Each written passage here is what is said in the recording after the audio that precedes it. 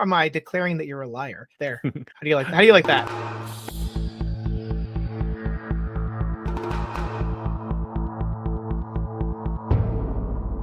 Welcome to the Redcaps Podcast, a podcast where we dip our caps into the blood of our listeners and we ramble on about old school games. In today's episode, we're going to sit down and have another conversation with another amazing creator, this time the creator of the wonderful game, Cairn, and the co-host of the podcast Between Two Cairns, Yochai Gal. Yochai is awesome. It's so fun to sit down and chat with him. I'm constantly amazed at how much I enjoy doing these, but I guess I really shouldn't be because I'm sitting down and talking gaming with other nerdy people that share a lot of the same interests I do. So I hope you guys enjoy sitting back and listening to this as much as I enjoyed sitting down and having the conversation. Do remember, no mortal can outrun a red cap. So as always, I hope you can sit back, listen, and enjoy. All right, folks, I am here with Yochai Gal, which I just butchered, but we'll get back to that in a moment. He is a podcaster, a blogger, and a game creator, best known for Cairn. How are you doing today, sir? I'm doing great, thanks. And you didn't do that bad. You just you rushed it, and that's okay. That's totally fine. Yep, I did rush it. You are right. Before we get into today's episode, I wanted to let you know about something that happened yesterday. So yesterday, I had Chris McDowell on the show, and he was awesome to talk to. Very chill, very nice person. But his attitude changed as soon as we went off the mic, and he turned a little mean. And he said, I told him I was going to be talking to you today, and he said that he wanted me to make a point of saying that Into the Odd is better than Cairn, and that the Bastionland podcast is better than Between Two Cairns. Why he chose my podcast to start this beef, I don't know, but he just wanted me to let you know that his stuff is superior to yours in every way. Wow. So. Wow. That is the most unlike Chris McDowell thing I have ever heard in my life. The other day I DM'd him to say, hey, I noticed something I had been writing these exploration rules for the second edition of Cairn, and I said, hey, I noticed that I came to some similar conclusions to you in your upcoming Mythic Bastionland playtest. And he responded saying, oh, I'm sorry, I must have seen it, blah, blah. And I said, no, I'm copying you again. and he that was his knee jerk. So not only am I declaring that you're a liar, but that he's right. I mean, the theoretical version of him here, because Bastionland podcast is amazing and objectively better than my podcast. I recommend everyone listen to it. It's got great interviews, including an interview with me, by the way. And then second, Into the Odd is amazing, and I owe everything to it. And you all should be buying Into the Odd just for fun. Just buy it, even if you already have it. There. How do you like that? That was great. I'm not lying. He did say this at the end, although he did say it completely in jest and told me that he was going to start the beef on my podcast. Why, I don't know. But that's so unlike him. I believe you. I mean, it's just because he's the most humble and sweet guy. It's just he was fantastic, and he did say a lot of nice things though about how much he enjoyed seeing your games and a lot of the other folks that have done kind of spin-off games off of Into the Odd, for the reason that he goes, I see these games, I know I'm going to automatically like them because they've built on something that I already liked at the beginning. So now I just get to see my stuff kind of done in different ways. And he goes, it's awesome. He goes, it's like people are just creating stuff for me, even though that's not for him, but he's loving it that way. So he was very complimentary about that.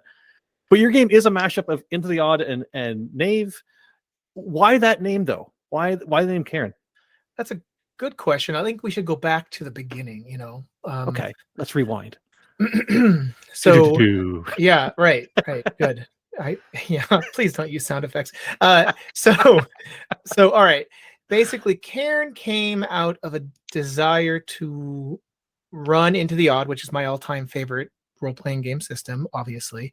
And I mean, I love Knave as well, but Into the Odd was my true, wow, this is it. I found it. I'm no longer, how everybody goes through that process of buying endless systems and then it settles on one, maybe two or three. I found it, and I don't buy systems anymore unless I'm trying to learn from them.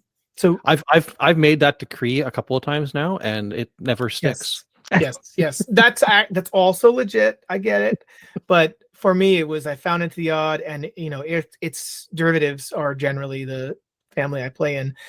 That said, one problem with Into the Odd is that it has a system that matches its setting, as Chris would say, or a setting that matches its system, one way or the other.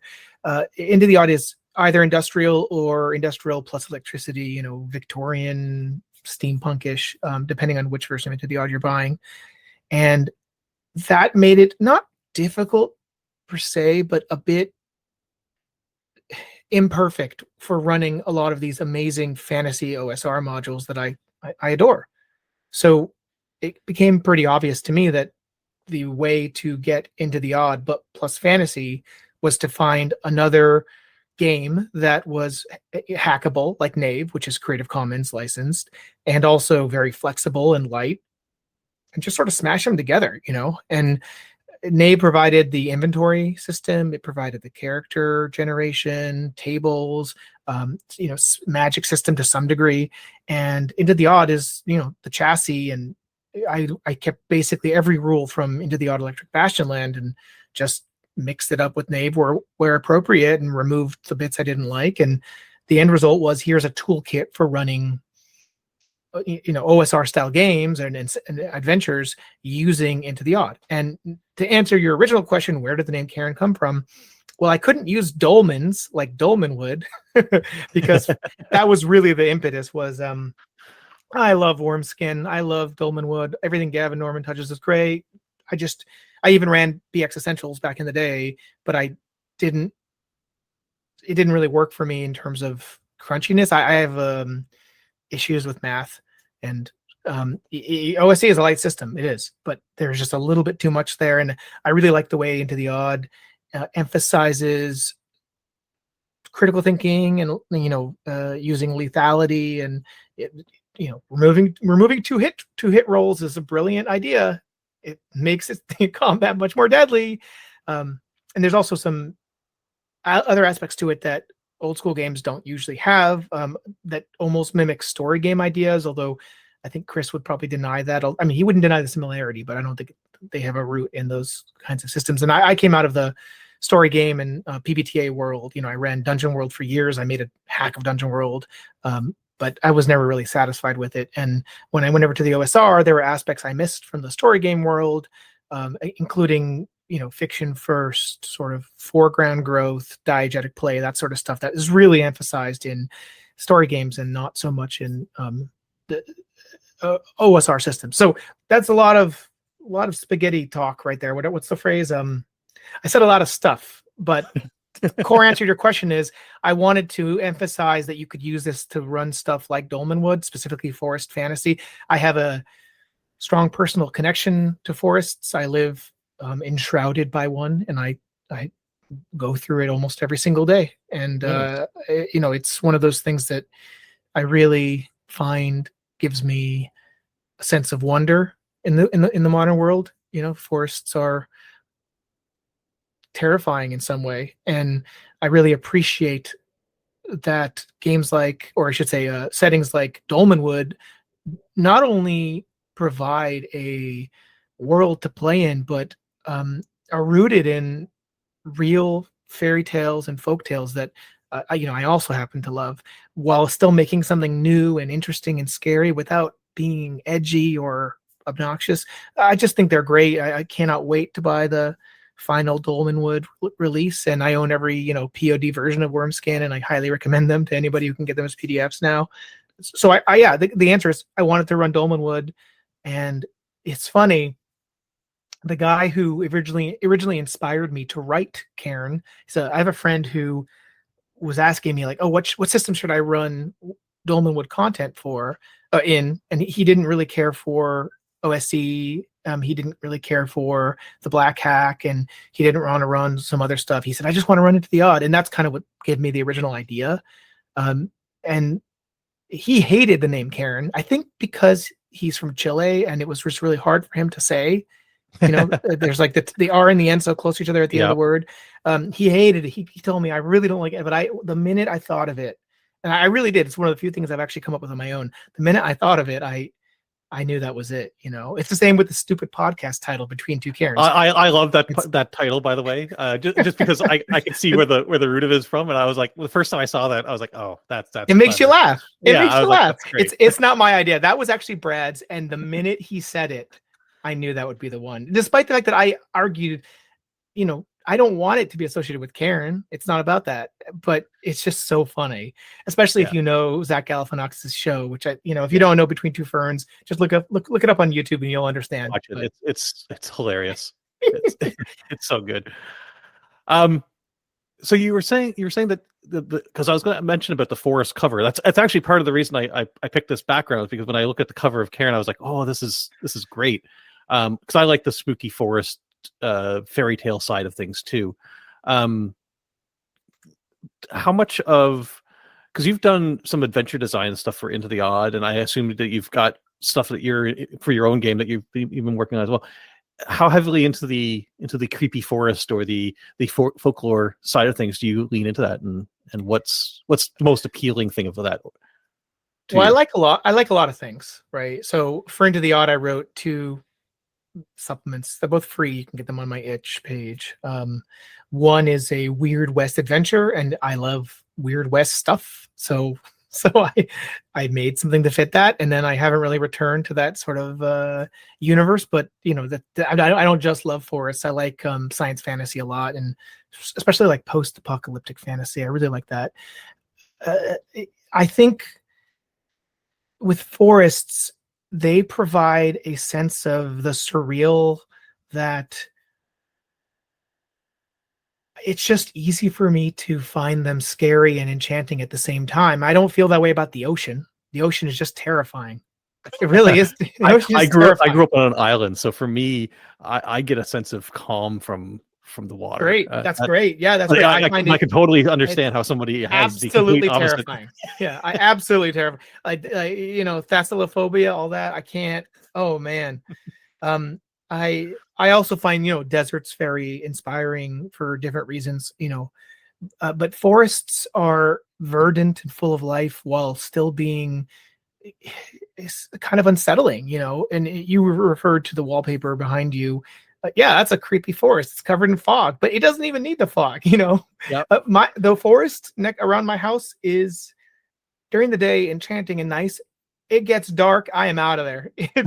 I have a neighbor who jogs through it, which I find insane because it's scary. The trees move and wind makes them speak. I find it unsettling and terrifying and awesome. I'm not a huge horror person. I just really like the woods.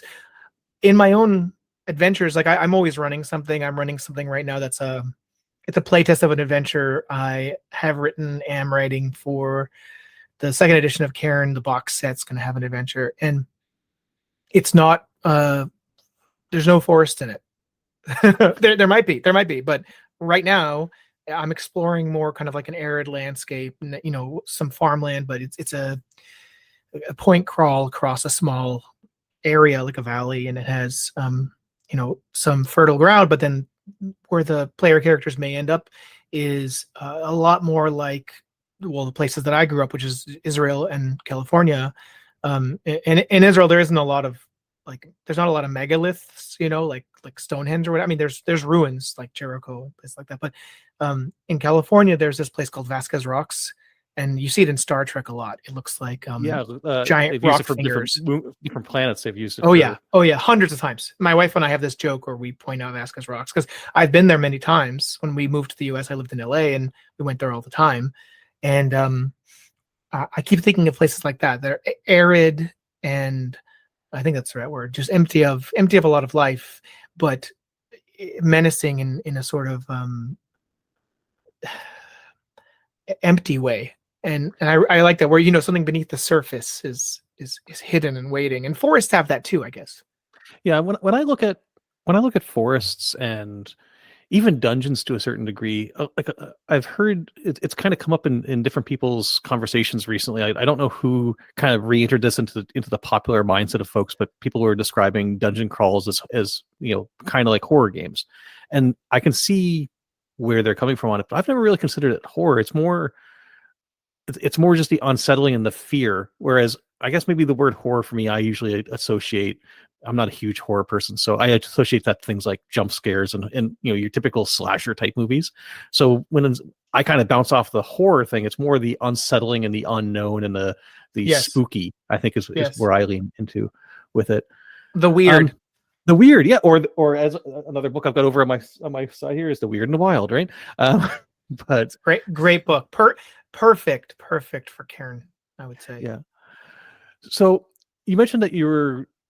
I was going to save this for later on, but I'll jump into it now because you mentioned it. Kind of second edition of it, or the box set of it, or the expansion of the game you're working on, and you said you're mentioning an adventure for it. Is it going to? Whereas like Forest and stuff might have more of a European or style folklore that surrounds it, like Dolmen Wood is very European or British folklore based.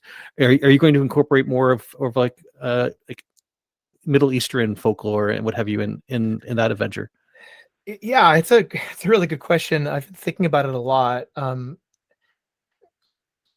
I wrote an adventure in February. It's finished. And it has not been released yet, but it's a big one. It's not short. It's 51 pages without art and just letter, So I I don't know how that will translate with the art, and I would say the art is about 80% finished, but for a lot of reasons, it's taken kind of a while. I'm going to answer your question, but I think it's hard to do that without talking about what I've done already, because I think this will come out before Cairn does, before second edition does. So I wrote this adventure called Beyond the Pale. It is a setting that mimics the 17th or 18th century in Ukraine, Poland, and Belarus, Russia. It takes place entirely within a landscape that is Jewish. The PCs could be outsiders, but everybody is Jewish, except for I think there's one NPC and a couple random soldiers that are not, but everybody is Jewish. The norm is to be Jews living in what's called a shtetl, which is essentially a village that Jews were forced to sort of create for survival reasons. Once Catherine the Great decreed that Jews were not allowed to do any to live in within the boundaries of Russia, while also not able to do most economic modes of living, and also were severely taxed, and their kids were kidnapped to be part of the Russian military for 20 years. I mean, they were really, really, really punished. This isn't even including the pogroms that were made against them. I'm mentioning it because the context of the adventure is kind of an inversion of that. It's not a, hey, this is sad, look what's happening. It's a kind of celebration of the culture that came out of this time period.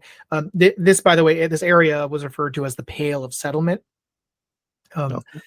Pale, like palo in Spanish, like a stick in the ground. I believe the Irish use the same term, or I should say the British use the same term against them.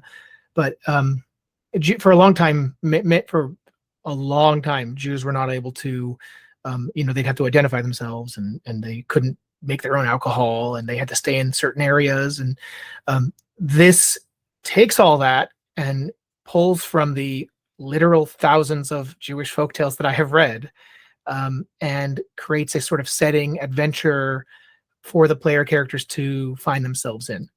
It mostly involves a creature called a Dybbuk, which folks might be familiar with. It's sort of a malicious ghost that attaches itself to people and makes them do terrible things. But it also has a number of other more unknown and unusual folk creatures, including some that I invented, adding to the lore.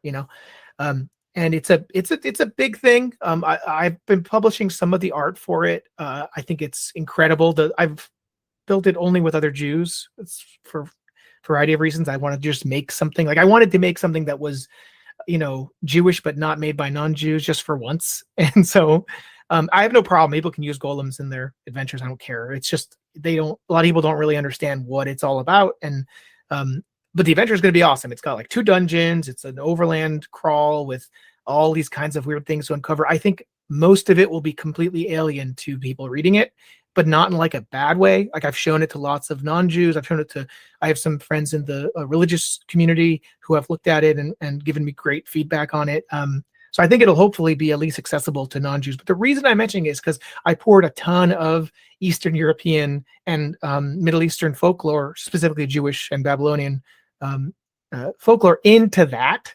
So I even though I could easily do that again for second edition of Cairn, I feel like I've already done that. It will be out before. I'm not running a Kickstarter, so it will be out before second edition happens in early summer next year. So to answer your question, no, I don't think it will be necessarily full of those kinds of influences, but I do have an idea that it shouldn't necessarily be just like a Dolmenwood ripoff. I happen to write my own fiction, and I tend to lean towards the kind of surreal and funny, or at least what I consider funny. I've been writing a lot of backgrounds for character generation in second edition of Cairn. I am once again stealing from my arch nemesis Chris McDowell and using his failed careers style background generation, which he himself took, I think, from Warhammer Fantasy Role Playing, where instead of using Knave style character generation to roll up everything about you, you actually roll a random background, and then that takes you to a bunch of other tables related to that background, which fills both your inventory and gives you kind of a reason to be there. It also includes a debt, like a shared debt. So it's, again, very similar to Electric Passionland for those who've seen it. What I am planning on doing, though, is writing a setting to root those backgrounds in. Okay. That, it should be, I think, accessible to those looking to just play a straight up fantasy tropey thing. Like, there's going to be a ranger, there's going to be, a wizard style person, but it's going to be rooted in the setting that I'm writing. And I don't think that setting is going to be from the British Isles. I want to leave that to Gavin Norman because he's really good at it. I think it's going to be more something I make up that has influences from a lot of places. Well, that's really cool. One of the things I like about your game, the way that it was released, is you released it, Creative Commons, you've got it out. It's very, very accessible and remixable for everybody because you've provided, there's the SRD if you want the bare bonus versions of it. You've got a wonderful website to go through and find everything. But when I saw it, I kind of got a little smile to myself was whenever you released the actual files for Affinity. Or sorry, is it Affinity? Yes, Affinity publisher. And that kind of brings me back to, I was speaking sometime in early October, I believe, with Chris Gonerman of Basic Fantasy RPG. Mm-hmm. And big inspiration, by the way. Yeah, his big thing is that he wanted to make sure he always released the source files for the various books and keep it very open source. Was there an open source kind of leaning towards any of this? Like, do you have any background in idea or sure. that sort of thing? Yeah, I mean, you and I are talking through Google Meet, but I'm running Arch Linux on my desktop right now. Okay. I'm talking with my people then. Okay, no problem. Then we're good. Okay. Yeah. So no, I my day job is I work at a worker-owned cooperative. It's an outsourced IT provider, and we actually have multiple locations. But I'm the founder of the company, and I made our bylaws Creative Commons license when we were founded. This was in 2007. So I'm all up on copyleft, and I'm also into the open source philosophy. To be clear, I don't believe anyone needs to do what I'm doing. For me, I don't think it's a requirement, but I think it's definitely it allows people who maybe that do not have A, the patience, or B, the understanding of where to start from. They instantly have a leg up if they can look and go, okay, well, I enjoy this game, but I want to remix it in a way. And well, here's the skeleton of that game. Here's all the bones of it, and they have something. They have a starting point.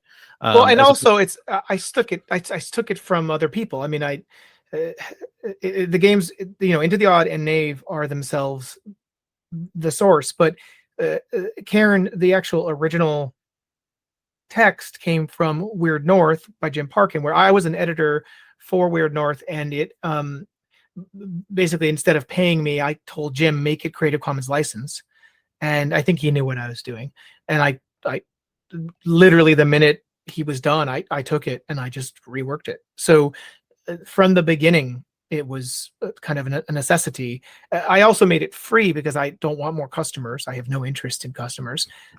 I do sell versions of it on my website, but that just fuels more Cairn. I mean, it takes a lot of effort to make this stuff happen. People want to translate it to Italian, Spanish, German, whatever. I help them do it. it takes time and effort, and it does cost stuff. So for me though, my goal is just to do what Chris Gonnerman does, is just put something out there that people can always play, and aren't locked down to anything. I think his is all just OGL, but he has his own license actually. But yeah, So yes, the answer is I come from that background, but Knave and Maze Rats, two of my all-time favorite games, are both Creative Commons licensed, and if Ben Milton had not done that, it's possible I wouldn't have. He showed that you can do it, Yeah, no, it's fantastic. I really enjoyed that whenever I was looking through there. In the actual book, so jumping into the actual game, the rules, if you're familiar with the other games that we've mentioned that it's inspired by, you'll be familiar with most of the rules of the game. But the sections of the book that I really like is right up front at the very beginning, when you talk about the design philosophy behind the game, and then the principles for the warden, which I think warden's an interesting, I want to ask you about that too in a minute, but the principles for the warden and then the principles for the players. I like those three sections being right up front, and they kind of set the tone of what the expectations are of everything, of what you're going to sit down as a collective to do. So I guess maybe can you speak a little bit about putting those first, but also the follow-up question will be, of course, why warden as opposed to GM, DM, whatever M you want to put it there. Sure. Yeah. I mean, again, I come from the story games world, and you set your agendas up front, principles, agendas. This is what you do. In PBTA games, especially, it's really important that we're all on the same page. And that's especially true for the, shared assumptions that the players have. For instance, we're on the same side. I'm not interested in running a game where one player backstabs another. It does not interest me. What interests me is critical thinking, exploration, problem solving, teamwork, all that stuff. I like the generic stuff. I'm not interested in having a lawful evil cleric who stabs the paladin in the back. That does not interest me. Now, if it does, great, take that part out. I don't care. But that was important to me to say, no, we have a shared objective. And there's other parts of it, emphasizing what this is to the person reading it. This game, it does not have classes or levels. It's about, in-game growth, foreground growth, diegetic growth, whatever you want to call it. It's about giving the player characters the opportunity to become whatever they want to be in the game, and not sort of,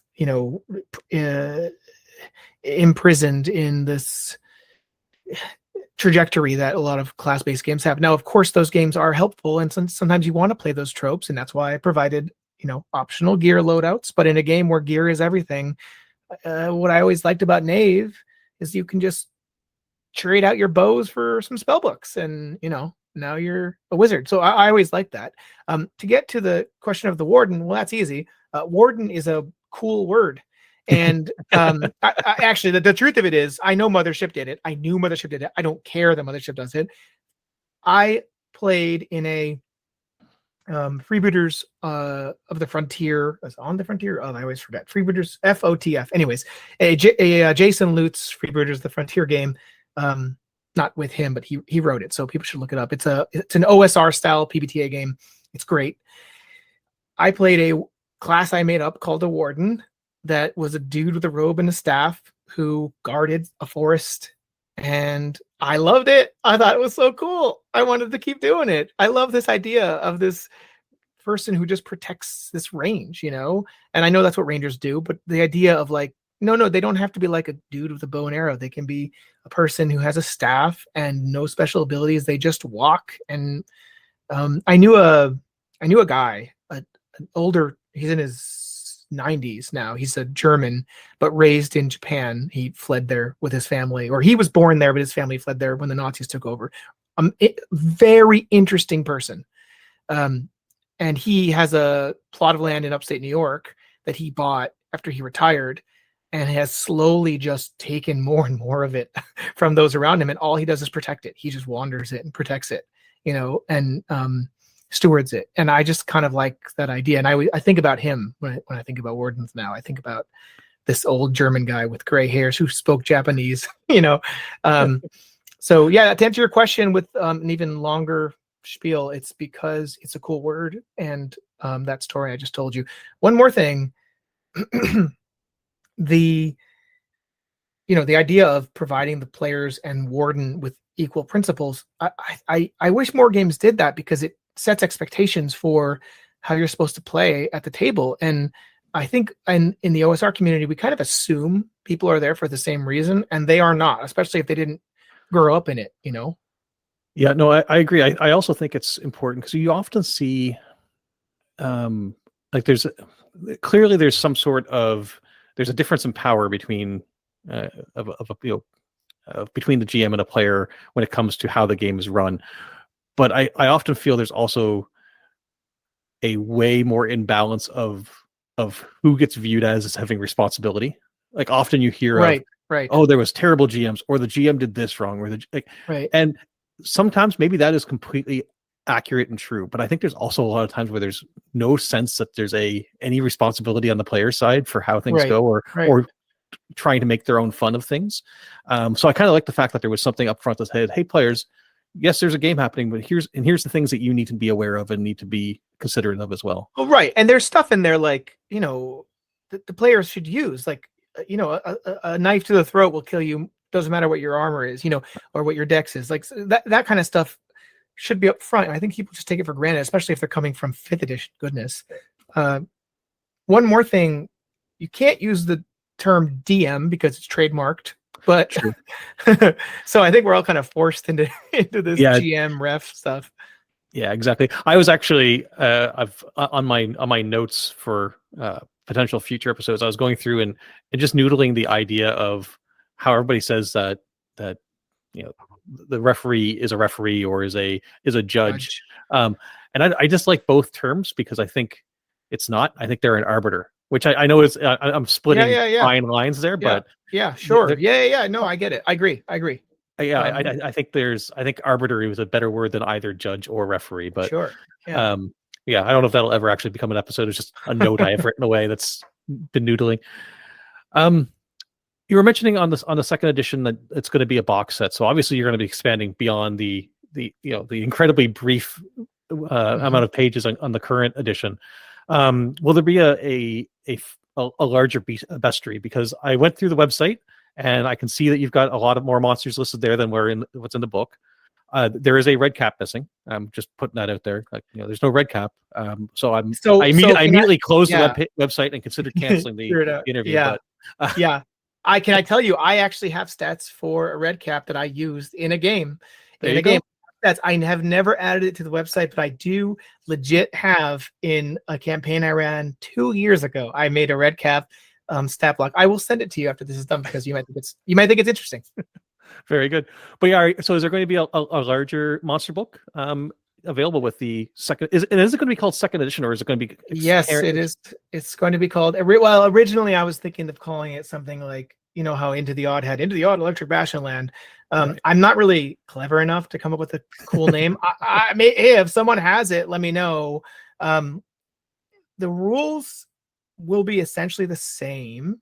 I think I might get rid of one thing that people will notice, but in general, they should be compatible and the same, and there's nothing really new to learn. Most of what it is to address some of the kind of criticism that I think has been leveled at Cairn. And to be clear, I don't care what people think about Cairn. I put it together for myself. I don't care, but there are things about it that I know people wish they could have with it.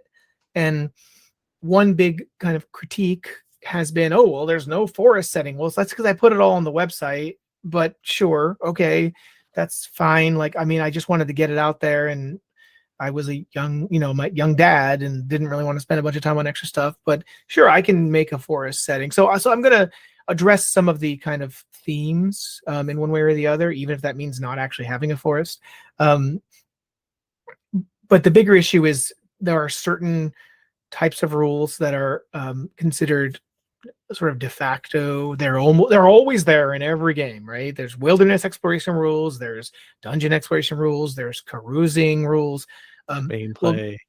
Factions. Now, I have already written most of those, and you can actually get them on the WIP, the work in progress section of the Cairn website. If you put /WIP, you will find a bunch of stuff in there.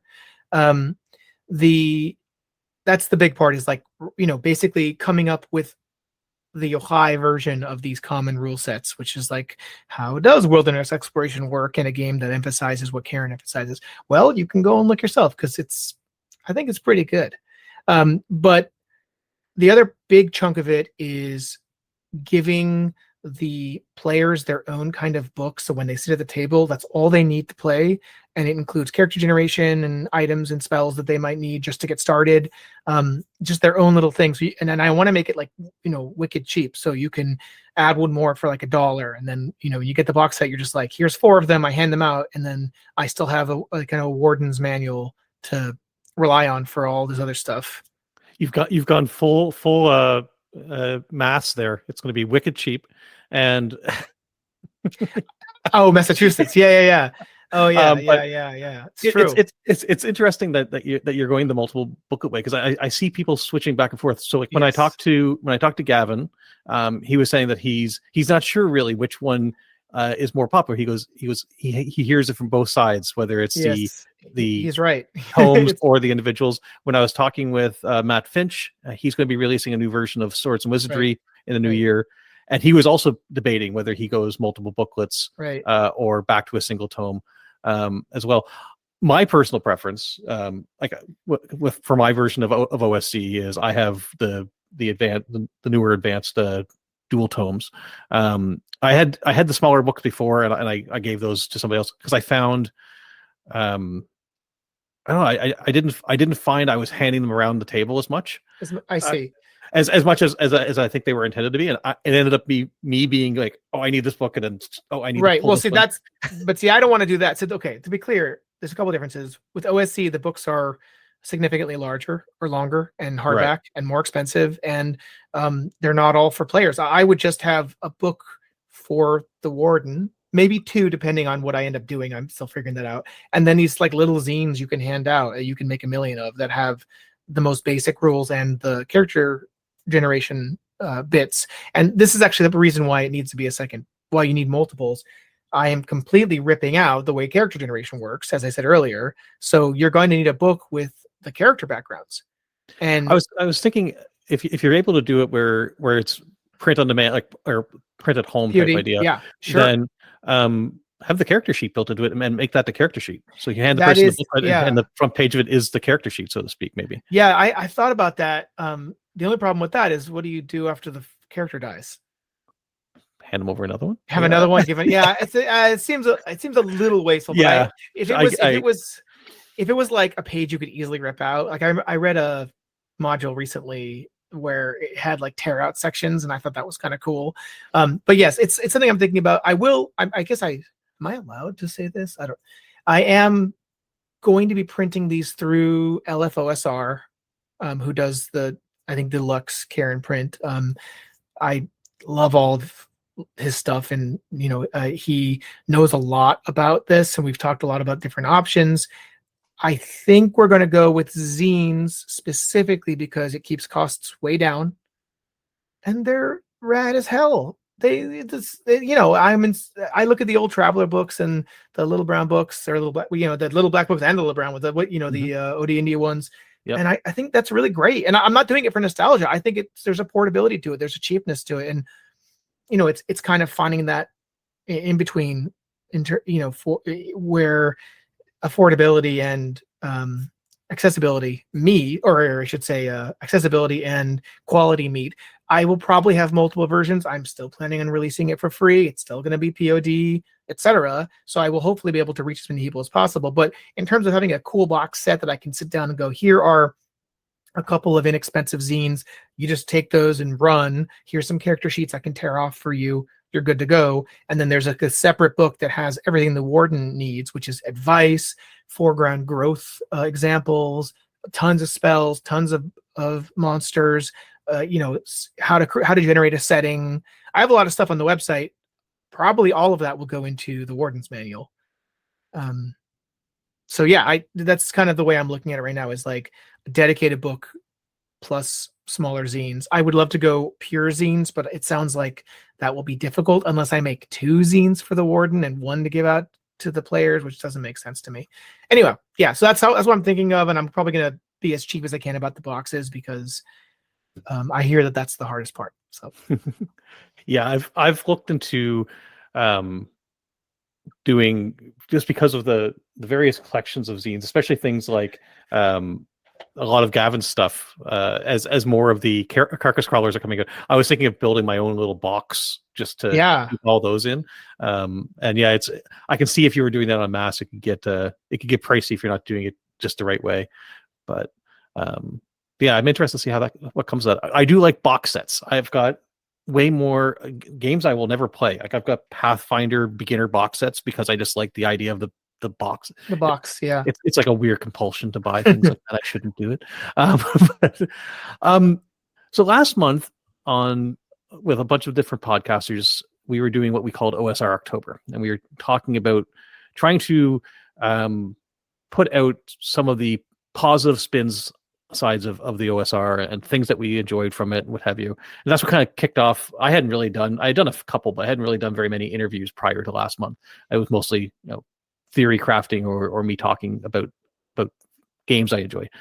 So that's kind of what spun me down that. And a lot of the conversation with some of the other folks that were involved, or even with myself, was the classic, what is the OSR, and everybody's different opinions on it. You have a blog that is called New School Revolution, which I think is awesome. I like that there's different subgenres of these genres happening out. Do you see OSR or NSR or indie games? Are those all their own genres? Are they all the same genre? Is there any sort of a delineation between them? Should there be delineations between them? Like, I guess, what do those terms mean to you? I guess is maybe the best way to put it forward. I think within hobbies, especially the kinds that are filled with people like you and me, there is let's call it an inclination to categorize, systematize. There's another word for this. Zedek Shu used it in an interview the other day. What was it? There's a need to put things in boxes and say that's what this thing is. And I think that helps people. I think it helps them recognize something that makes them feel comfortable. I think it tells them what to expect, but it also helps them feel like part of something, and that can have negative consequences. That can make people feel excluded, for example. That can make people feel like there are associations that may or may not be true, within that hobby or within that categorization. Within the OSR, which let's hand wave a bit here. There's traditional games like Dungeons and Dragons 5th edition. I guess let's just use that. I'm not even going to mention anymore. And then there's older games played in a certain style, or at least the perception is that those games were played in a certain style. Whether they actually were played in that style is up for debate. But people who don't play the modern systems or don't play in the modern way, which again, this is also up for debate, seek out independent RPGs. And within the RPG world, within the indie RPG world, there are generally two camps that people seem to fall into. Whether or not they stick in one is irrelevant. They might play in both, like me. But those tend to be what's sometimes derogatively referred to as the story games community. And then there's the DIY RPG or the OSR, whatever you want to call it. There's these two kind of quote unquote opposing camps that for a long time had adherents that acted as gatekeepers through things like the Forge or things like Dragon's Foot or whatever, forums. And like people would get in there and say, this isn't that. If you play this, you have this disease. It's very, very silly. And I think there is a utility to describing things and what you like, and there is a utility in labels.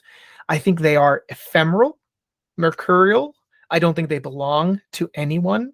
And I don't think they can, by any definition, be exclusive by those two properties, as a result of those. If something doesn't belong to you and it's always changing, you have no right to say what it is. Now, I co-host a podcast in which I often say this isn't very OSR, but that's because I'm a hypocrite and that's just how humanity is. It's how language functions. the kernel of your kind of question here, and it came up in a previous podcast of yours that I listened to, a previous episode. What is the OSR? What is it? It's a whole lot of things. Yeah, it really depends on who you ask, right? Yes, exactly. If you ask, David Perry or Ben Milton, they'll say it's a consistent world with, a focus on player skill instead of character skill, and combat is war, not a sport, and the world is dangerous and lethal, and problem solving is key, etc., etc. There are other people who will answer you and say, no, actually, it's only if you run anything derived from second edition onward or something. I'll give you some, grognard answer. I don't think either of those is uniquely true. I think there is an OSR playstyle that seems to be shared by these vague camps, and I happen to like it. I enjoy the feel of problem solving, creativity, and all that. I think games like Dungeon World, which I used to really, really, really, really love, don't do a very good job at that. I think they put the players first, and it's hard to kill them, and therefore you're not as worried about getting into combat, and therefore you're not trying to avoid it. And trying to avoid combat is great if you want to focus on problem solving. So there are some real differences. There are. The reason the NSR took off, though, is because Layla, also known as Pandatheist, wrote on her blog, which is Bonebox Chant. If folks are familiar on Blogspot, I think. She wrote in December of 2019, these are the games that I like. They're not mechanically related. Troika is not related to Into the Odd. However, a person who likes one will probably like the other. I don't know what else to call that, but I'm going to call it the NSR. Now, I read this post, and it was like a lightning bolt in my brain. Layla left it at that, and hasn't really. She returned to it once to expand on it very helpfully, but generally speaking, she hasn't really talked about it. And I wrote a post earlier this year all about what the NSR is and isn't, or whatever. And what the NSR is as compared to the OSR is a defined community. Right now, that's what it is. It's a Discord and a discourse server. That's what it is. Whether that a certain game falls into the NSR camp, that I don't have any opinion about. If you consider your game NSR, it's NSR. That's great. If you think your thing is OSR, that's OSR. Great. I have no issue with that.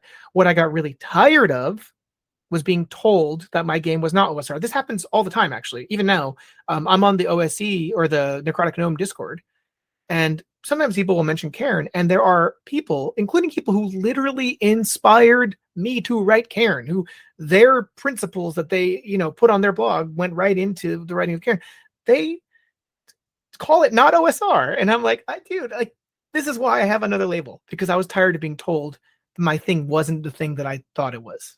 So I probably fall into that same camp of the people that would annoy you on that, because for me, from my definition of it, is I don't look at it from a play style or philosophy or anything along those lines. Although, to be fair, your reason for writing this game leans heavily into what my definition of the OSR is. But for me, it was the OSR is a game system that is attempting to make sure that somebody can go and take a TSR module off the shelf, drop it down, and without doing very much, if any, conversion, play it. Right. But compatibility. Yeah, it's a compatibility layer. So reason why I've always kind of I've been told by a couple of people, just leave it alone. And I agree, because I don't care who is in or out. It's not about that. For me, it's a when somebody goes to drive-through RPG, or if at some point these games continue to become more and more popular, and they go to a Barnes Noble or wherever, and they're looking at books on the shelf, and they pull off one and it's got that OSR logo, or it says it's OSR on it, that the person will have an idea of what it is that they're buying. Sure. Because right now, I honestly don't think, if you could take 5 different OSR products from across even on Drive-Through RPG, which this says a rule set, which it's totally not. Well, maybe it should be, but it's not the way it currently is used. And they're all different, which is great. So differences is good. I enjoy that there's a vast sea of these games. I just think you just want it to be easier. You want people to know it's compatible. Yeah, I want people to know what it is that they're getting into. So if somebody's sitting down saying, okay, well, I picked up this module and it says it's an OSR compatible module, but then how do I ever run it with this OSR Sure. game that's a space game or something. And Sure. it's like, okay, well, how do you balance that? I think it's just more of a, it's not about genre, or I guess it is slightly genre, but it's more about making sure that there's a understanding of what is the product is that people are buying. Right. But it's not a product. It's not a compatibility system. It's the reality is the moment 5 different groups are using that term, it loses its original meaning. And that might suck, but it's true. It's true. People call things OSR. And right. But I think at the same point, I think that folks that the 4 other people that have gone off in a different direction, right. I don't think they get to be upset if the first group go, well, no, that's not what this is. I agree. I actually have never had an issue with the compatibility argument, and I think there are ways to resolve that, honestly, but it was more just, hey guys, I'm running Winter's Daughter and I want to use Into the Odd. Well, that's not an OSR system. Sorry. Yeah, see, I disagree with those. I think people who tell you can't do something because I think that's well, and it's also observably false. Chris McDowell was the creator of the OSR Discord. I mean, Into the Odd is based off of ODD. That's what the OD&D. That's what the odd stands for. Exactly. And Searches the Unknown. So I'm just saying, it's where do you draw the line? Now, I understand the need for compatibility, and I really like the OSC has kind of standardized that, and now you see it, bam, made Pro Tool Essentials, which, it's not perfect, but there's so many. The OSC has kind of almost replaced that logo. I've got a discussion I'm going to be having with another guest soon, who they did that swap on their zine. The first couple of issues of their zine, they had the OSR logo on, and then they switched it in later editions, and then now it's always just the OSC logo. And I'm wondering if they're doing it for that compatibility or that mind share. Yeah, but I guess for me, it felt like that over the last 5 to 6 years, as the indie RPG space has become more commercialized, whereas before it was very much the way that you've done it, where it was very, here's my thing, it's open, do with it as you want, it's out there. And in more of the age of where sometimes the very first time you hear of a product is when they've launched a Kickstarter, and it feels much more, it's much more of a business now than it was of a hobby. Sure. That people use that OSR label because it's a convenient marketing tool. It brings eyeballs to it because other people know what the OSR is. And so even if you don't necessarily fit into the box, you could be like, well, I'm OSR. And then people are like, well, let's go check this out, because OSR is basically, in those people's eyes, I feel, is OSR is not WotC, right? OSR is whatever is not WotC right now. Not insert big company that is making an RPG game. And it just felt D&D like, yes. And it felt like it was a ploy to pull people in from a different community to make them get eyeballs, as opposed to saying, this is an indie RPG that's really cool, you should check it out, and selling it on those terms. I think that's part of why, for me, I was like, well, no, I really want this to be this thing.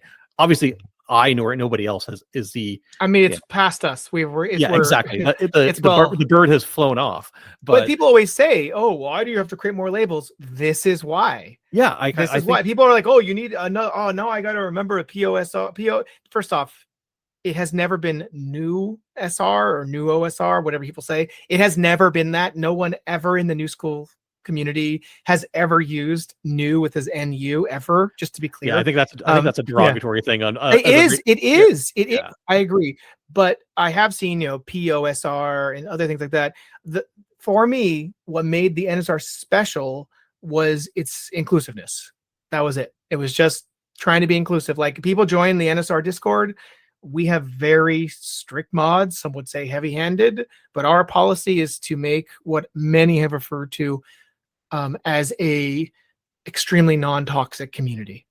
And it's I think the way you achieve that is by declaring your virtues in such a way as kind of like a shibboleth. Like, if we say right up front, hey, bigotry is not allowed, that means that certain people won't come. And it also means that some people will be annoyed for freedom of speech reasons, but too bad, And so to me is what it really has become is no one on the server acts, or the mods really try to enforce a culture of inclusivity, not just around that, social stuff, but also just when someone comes on and says, hey, I want to talk about this kind of game, we will never tell them to go somewhere else. We have, we'll make a channel for it if we have to. But I guess for me, it's like that to me is why I wanted to not separate myself, because I still consider myself a person who loves the OSR. Most of the stuff I buy is for OSC. When people ask me, Yochai, what system should I make my thing for? I think it'd be great for Cairn. I say, don't do it for Cairn, do it for OSC. Because that's what's going to give them the most eyeballs, and I can always convert it. It's really easy to convert because, in my opinion, the play styles are compatible. So, so I guess this is a kind of to bookend it or whatever. I think your argument of compatibility matters is really important. I think there is no consistent label for OSR that actually is agreed upon by anybody, but at least for now, the NSR does offer an alternative for people of all walks, including, by the way, 5th edition players. We have a modern channel, and it's quite raucous in there. I think it'll be interesting to see what comes in the next 3 years, as there was. I kind of look back at it, and I see people that were very heavy into 5e or more modern games, almost in a derogatory manner, saying, well, why are you guys so into these old games? Why do you not want to change off those games? And then as we see the winds of change starting to come for their game, the game that they were into, they're going to want to start to hold on as well and be nostalgic for the things that they enjoyed. For 5th edition. Well, it's like this. Like, I have Neverland right here. Yep. This is for 5th edition. It's 5th edition. And it's so OSR. Yep. Yeah, we both have it. And I've got Oz as well, which is great as well. Me too. By the way, for Electric Fashionland. That's the plan. Yeah. But yeah, actually, that's a great point. It's got 5e written on the corner, but it's a game that's completely. Oh, it's OSR. so. It's an OSR game, but he put 5e on the cover for exactly reasons, right? Yeah. And good for him. It's cheap and beautiful, and more power to him. Yeah, it's but it's at least with like the 5e logo, it communicates something, right? It tells you this game is compatible to play with 5e, and there's no. Yes, you can play it with a ton of other systems, and yes, you and I can look at it and go, yeah, that's clearly an old school game that he's building off of. And when I spoke with him last month, he confirmed that's what it was all for. But you can pick it up and you can play it with 5e because it's right there on the tin. That helps. And that's what I've always kind of shunned away from with how nebulous the OSR one was. So when anybody hears me go rant about it a little bit, that's the area I'm coming from. So whenever you to wrap back around to where I was going with this, was you had mentioned that you had heard an older episode and that you had things that I had said previously. With that context now of this discussion, is there something that I should consider differently that I wasn't before? Like, is there something that I'm just totally got a blind spot to that I need to be open to? Oh, I don't think you're blind to it, but yes. We live in a time of wonders. Really, I have, I started playing RPGs in the 90s. I started with Palladium Fantasy 2nd edition, and I took a very long break, and then I played 3.5, and then 5th edition, and then got really into story games, eventually BBTA, and then found my way back to OSR. I didn't go into the OSR, by the way, because I ran into certain unnamed people and made me feel unwelcome, and I left. And I remember that, I think it is important to have people like yourself who really think, hey, this is important. We need to remember that.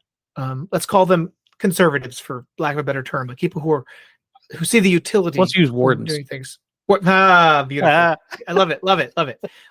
I think it's important to have someone who's saying, hey, remember the important thing here. But I'll flip this to say, but look what we have in exchange. I have so much good shit. So much of what I own is higher in quality than anything you can get for 5th edition, both in its layout, art, presentation, design, everything. I open up a 5th edition book, and I'm not trying to knock 5th edition as a system. I'm just talking about just looking at any WotC release, or even stuff people I know and respect have released for 5th edition. I see it as so below the basic threshold of what most OSR stuff is these days, and that's a big term, OSR, but I'm thinking the biggest possible camp, that I am just consistently wowed by how good it all is. And I think that's the trade-off. Is we're losing fidelity. We're losing fidelity as things get more and more diluted. But as things get more diluted, they bring in the esteem of the communities that are running into it. It's like there's a Buddhist aphorism about a river and a stick, but I don't remember it exactly. Or a stone actually. But so to me, that's the trade-off. Is behind me is this entire shelf, like cranberry boxes that I have that are full of stuff. Each one of them just hours and hours of entertainment and wonder, and that's what I love. I'm not saying it wasn't happening before. I was on Google Plus when OSR was, in its whatever period you want to call that, in its heyday, and I remember being blown away by some of the community efforts. But gosh, is it good now? It's really good. So I will take that any day over fidelity, any day. I completely 100% agree with you that we are in the best time if you are an RPG fan. Like it is the best timeline. I think the amount of work that comes out and the quality of the work and the variety of it is bar none amazing. I just also am conscious that I'm mortal and I only have so much time in my life and my only so much time to get through so much content that I would like to be able to target where I'm going for the things that I have decided that I want to go. And the only way do you have a hard time with it? Is it hard for you? At times, and I know for people who aren't super familiar with it, but are in passing, or for instance, here's a good situation. My wife knowing what to go to buy for upcoming holidays. There's no red box for you. There's the amount of time that a person has to spend into going, okay, well, what is this thing? Okay, this is cool, but it's not what I'm looking for. And then setting aside, and then what is this thing? Oh, this is cool too. That's maybe for something later on, but not right now. That unless you are deep into that hobby, which you and I both are, and we spend a lot of time. I go through tons of stuff that I probably will never play, but I mine it for cool ideas. Oh yes. But for folks that aren't deep into it, that's a different thing, right? If every time you wanted to go and it's Halloween coming up and you want to go watch a horror movie, if every time you went to go watch a movie, you had to watch 15 minutes into it to go, oh no, this is actually a romantic comedy. Oh no, this is actually a musical. Oh no, this is this.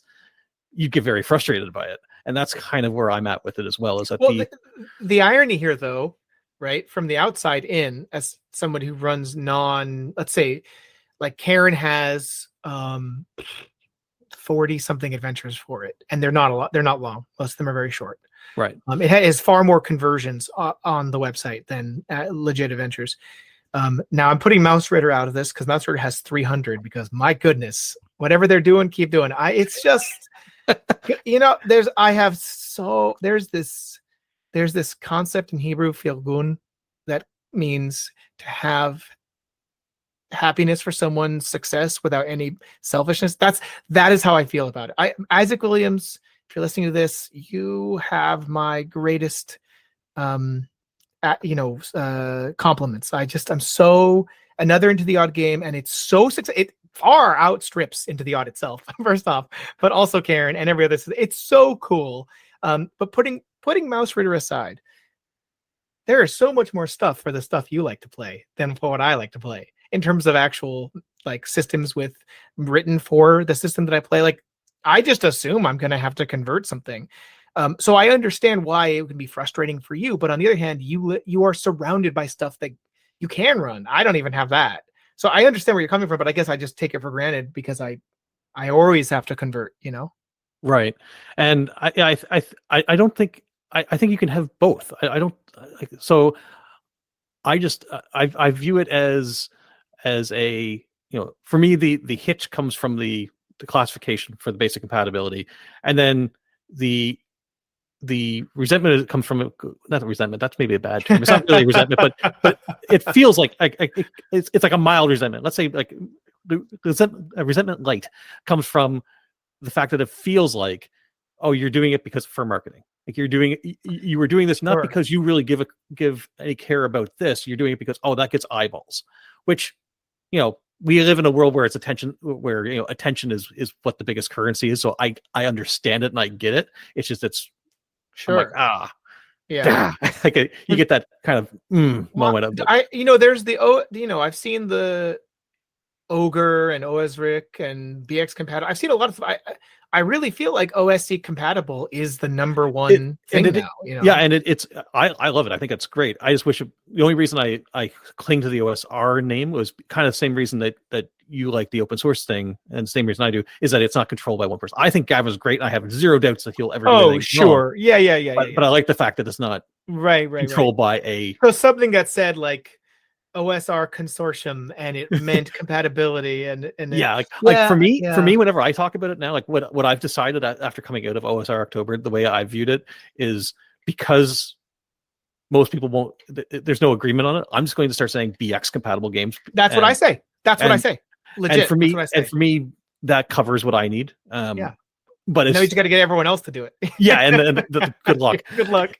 Right. But can I say just one more thing that you remind me of is that when I went to Spain a couple of years ago, I went to the Basque country, and the Basque language is entirely independent, and there's no related language to it that we know of.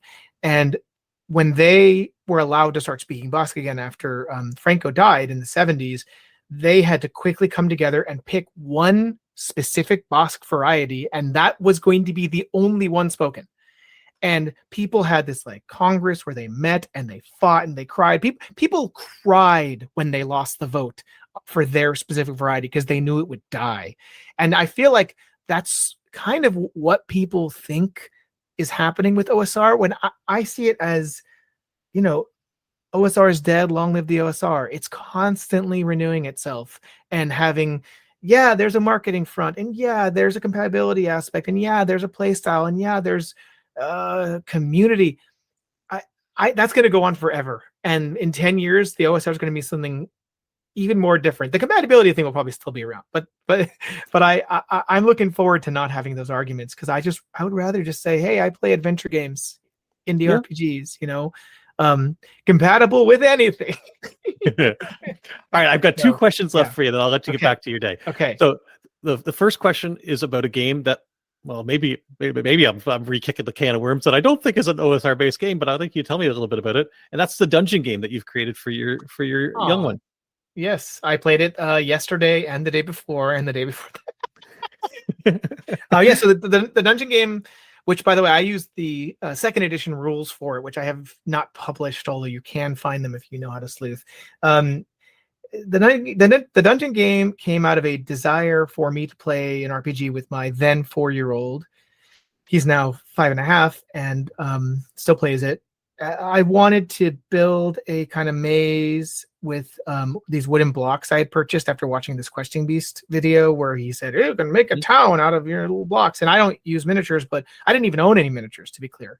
And I thought, hey, wouldn't it be cool to use like Jenga blocks and these blocks? And now I own like 4 sets of them, so I have so many. You can glue them together and make little houses and stuff. Anyways, I thought, wouldn't it be cool if I made a game where he got like candy at the end for getting his little miniatures through this dungeon. And then I had to kind of write some rules. The rules are minimal D6 and Into the Odd inspired. The second edition rules are actually much closer to World of Dungeons. I've sort of dropped the minimal D6 style system. Basically, it's really simple. If your kid is 4 and up, they should be able to play it. It's fun to build a dungeon. It's fun to play through it. It's free. It's available in other languages. It's just a way to suck up time with my son, who is relentless, and being able to play a game with him is amazing. And I think a lot of us want to play games with our kids and are waiting until they're old enough. And it's like, you don't have to be that old for this. I agree with you 1,000%. When my son was around your son's age, we did something very similar. We would play. I'd break out the Chessex mat. I draw a little dungeon on it, and what we would do when we got to encounters, rather than rolling dice, he got to roll dice for damage, but to determine whether or not he hit said monster when he said he wanted to attack them, was we had his flashcards for math and reading, and if he could answer if he could answer the flashcard correctly, than he did. It was So really you tough. made it about learning. I mean, yeah. Mine is like literally my son is such a rules lawyer and you can never deviate. You know, I can never come up with any other. He just says, no, Abba, there is that you earlier you said this guy had 3 defense and this is the same miniature. And I said, yeah, but it's a different guy. Nope, you can't, you know, it's so annoying. That's a good idea, but it would never work with mine, who would just reject it. He would just want to roll. He's really good at math and loves rolling dice. So what's your second question? My second question is the one I end almost all interviews on, and that is, what have I not asked you that you wish some other person in a different interview, or you wish I would have asked you? Yes. What have you not gotten a chance to talk about on somebody else's show that you'd like to, that you think would be interesting to let people know about yourself or things that you enjoy? Well, yeah, but before I answer, I want to say I want to commend you on the conversation you had with Ray Otis about that, because he talked about his mental health stuff, and I thought it was honestly beautiful. I think you guys should literally, I think you and him should have an hour-long discussion all about that. I think it would be helpful to people. Like, I personally, not to me, I'm fortunate in that sense, but I thought it was awesome. And, you know, for me, as from an empathy perspective, I really liked it. So I really liked his answer and your response to his answer. So good job. To answer your actual question, geez. See, I kind of, you can see I kind of steer stuff, so I don't really not get asked stuff. I would say the thing people don't ask me about, well, actually, yeah, this is good. Someone asked me today about why I thought Cairn was successful by any metric, you know, whatever. People know what it is. I see it show up on Reddit. That's successful for me. And this person said, well, you know, I know it can't be any one thing, but what do you think was the biggest impact? And, you know, obviously I said, like, well, it was based on some really good games and blah, blah, blah. But I really think that the actual answer is that I focused on building community first, not on building a system. Like I legit have I use the Reddit API.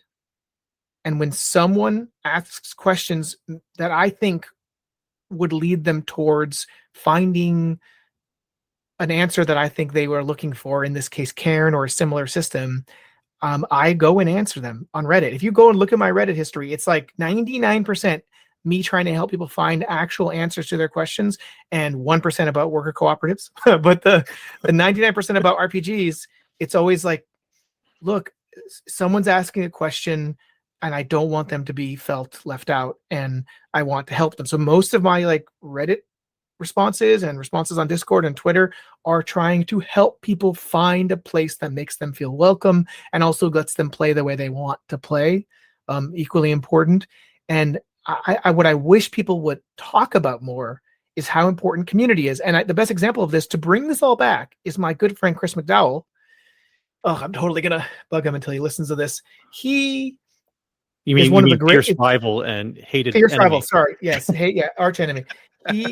He and I, he knows how I feel about him. He is an incredible designer. I think one of the greats. I really think he's the philosopher king of role playing, and I respect and admire his work. The one thing I think he lacks, and I've told him this directly, is community engagement. He doesn't like it. It's not who he is, and that's totally fine. It's totally fine. You know who else doesn't like it is Isaac Williams, who made Mausritter, but he has so many proponents, it doesn't matter. He's got so many people who just push for him. He doesn't need to. But I wish more people would know about Into the Odd. The server is quiet, and that's how Chris likes it. But the truth is, I feel like people don't put an emphasis on creating community. And that's, of all the stuff that I've done, every single thing I've done has been ripped off of somebody else's work. All of it, which is why I generally don't charge for it.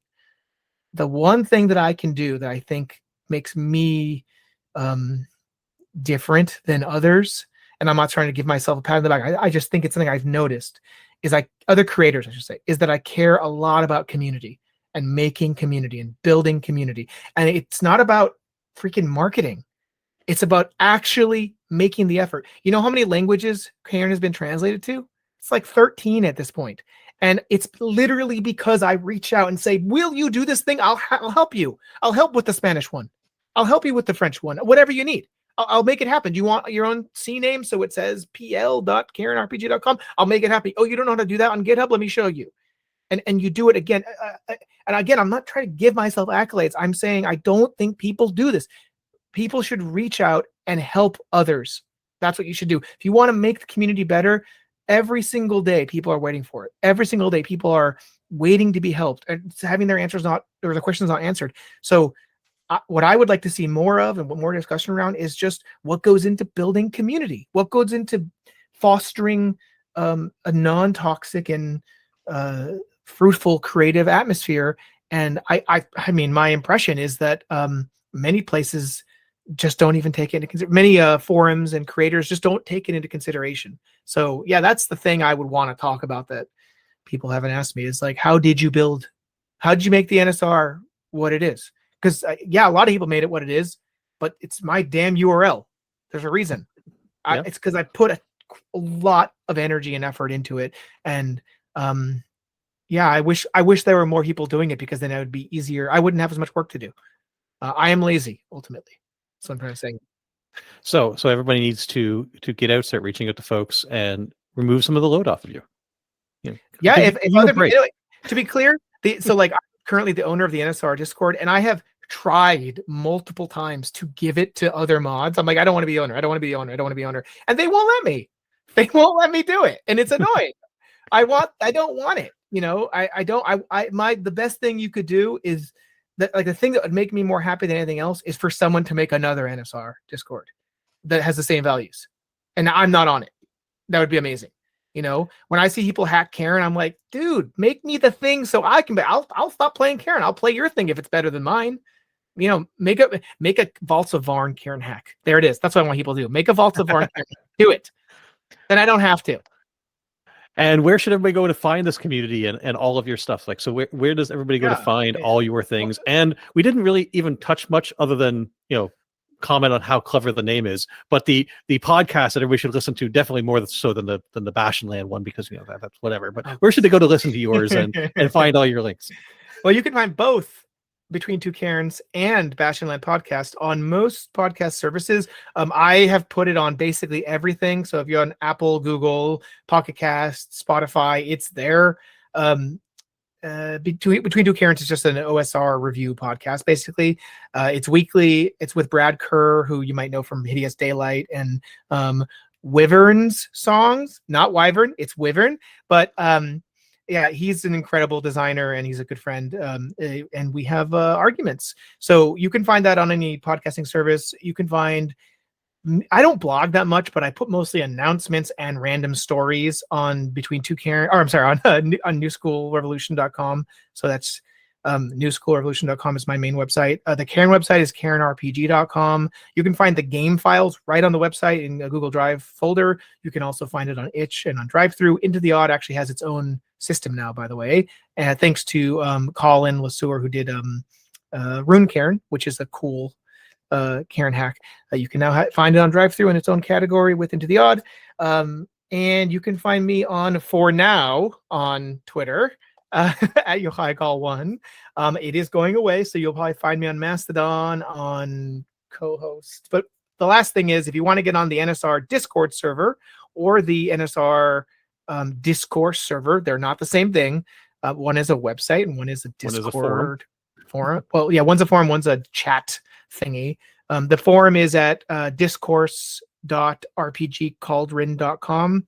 And you can find that link on my website and on the Discord server under the announcements section. But the Discord server link you can also get from the newschoolrevolution.com My Stuff page. You can also get to it from the Cairn Discord. I have a sister service channel. So basically, newschoolrevolution.com, itch.io, Twitter for now, etc.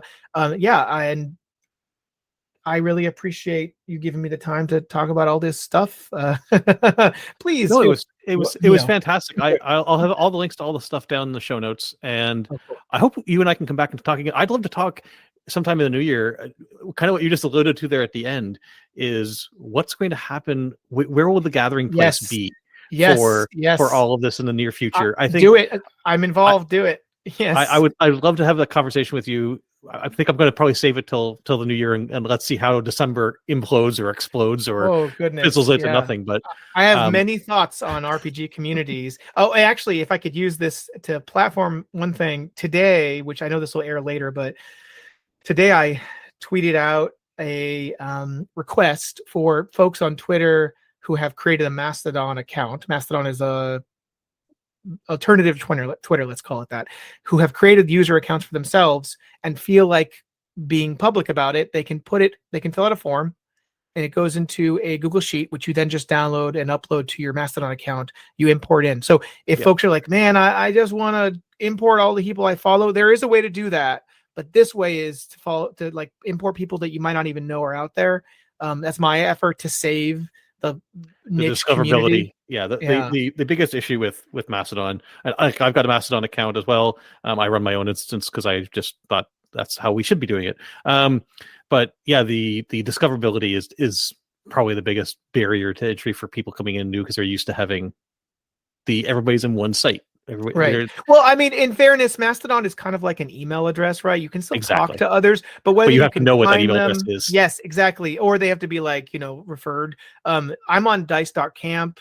If folks are trying to figure out any of this, my understanding is you can right now import a bunch of your people from Twitter using like debirdify and stuff, but as of yesterday, Musk shut down 80% of the microservices, so it is possible that will not work very soon, which is why I wanted to build this list. And it's already got, as of an hour ago, 50 pretty well-known creators have put their Mastodon names on this list. So hopefully by the end of the year, people can just like go to it and be like, I'm new to Mastodon. Where's all the conversations happening? And they can just import this thing, hopefully. Yeah, I'll link to that as well and add mine, because I haven't added mine on there yet either. And do that, and do that. You can download it as a CSV file, I assume, and then people can use the Mastodon interface to import all the addresses, and you'll instantly have a brand new timeline that's just flooded with it's true with folks from the RPG space, which would be pretty cool. So thank you very much for coming on. I appreciate it. Like I said, hopefully we can talk again in the new year, and I look forward to seeing what comes with the second edition as well. I want to see how large it grows, and what the books will eventually look like. So but yeah, thank you very much for taking the time to talk to me today. Yeah, good. Thank you for having me on. I want to say a quick thank you again to Yochai for coming on to the episode. It was a lot of fun to chat with you. And yeah, that's going to wrap up this episode of the Redcaps Podcast. So I hope you enjoyed, you learned something, and that you're eager to come back for more. www.theredcaps.net has all the links to all the ways to contact me, and I would love to hear from you. Also down in the show notes, we'll have all the links to all the things that you can find Yochai and Cairn, and Between Two Cairns, and all the other items that we talked about in the episode will be down there as well. Thank you so much for listening. And remember, never let your caps dry out. Stay safe. Have fun. We'll talk again soon.